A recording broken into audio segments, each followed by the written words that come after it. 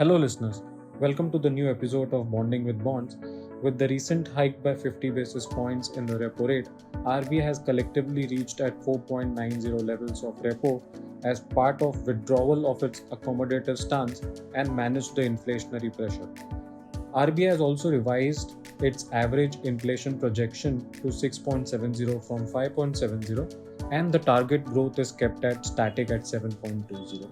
Yields across the tenor has increased by 100 basis points to 140 basis points for 3 months to 10-year AAA bonds. We believe that this is just the beginning of the rate hike cycle and expect repo to be in the range of 5.50 to 6% sooner or later.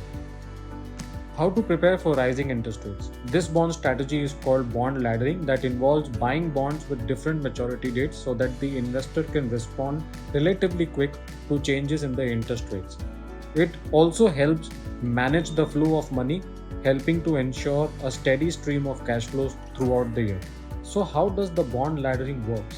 A bond investor might purchase both short-term and long-term bonds in order to disperse the risk along the interest rate curve.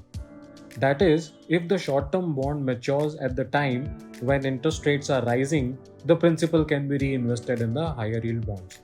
If interest rates have hit a low point, the investor will get a lower yield on the reinvestment.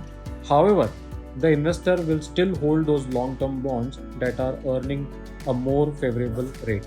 The height of the ladder is also important. The distance between the bonds is determined by the duration between the maturity of the respective bonds. Now, this can range anywhere from a few months to a few years depending on the current situation of the economy. To sum up the laddering strategy, bond laddering involves buying bonds with different maturities in the same portfolio.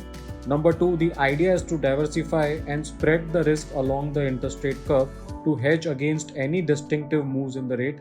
Number three, by a staggering maturity bucket, you won't be locked into any particular bond for a long duration. Number four, the strategy is also employed by risk-averse investors looking for income over growth. And number five, ratio of the maturity depends on the goal of the investors.